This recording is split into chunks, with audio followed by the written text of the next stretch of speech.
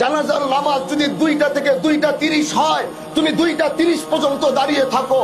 তুমি তো সেই মজমায় দাঁড়িয়েছো যেখান থেকে তোমার বাবার বিদায় হয়েছে, যেখান থেকে তোমার মার বিদায় হয়েছে, যেখান থেকে তোমার বিদায় হবে, যেখান থেকে আমার বিদায় হবে। একটু দাঁড়াও, পৃথিবীর এই বাস্তবতাটাকে চিন্তা করো যে পৃথিবী আমার না, এই আকাশ আমার না, এই জমিন আমার না, এই পৃথিবীর মাটি আমার না, আমার এখান থেকে যেতে হবে। এখানে দাঁড়ালেই তুমি মৃত্যুর কথা স্মরণ করতে পারবা।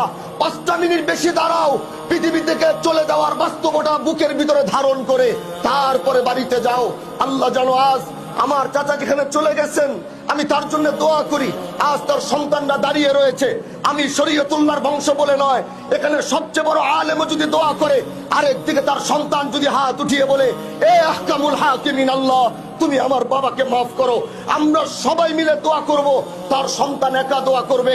সরকারে কায়নাতের হাদিস, সন্তানের জন্য যদি, বাবার জন্য যদি সন্তান হাত উঠায়, আল্লাহ পাক সে হাত কোনোদিন ফেরত দেয় না। স্বামীর জন্য যদি স্ত্রী হাত উঠায়, আল্লাহ পাক সে হাত কোনোদিন ফেরত দেয় না। এজন্য আমি আমার ভাইদেরকে বলবো, আমরা তো দোয়া করবই, কিন্তু তার পাশে পাশে যখনই নামাজে বসবেন, সালাম ফিরিয়ে সর্বপ্রথম নিজের বাবার জন্য দোয়া করবেন। আল্লাহ যেন তাকে জান্নাতের আলা মাকাম নসিব করে, তার কবরের আযাব যেন আল্লাহ পাক মাফ করে দেয়, সন্তান পরিবারকে সবরে জামিল যেন দান করে।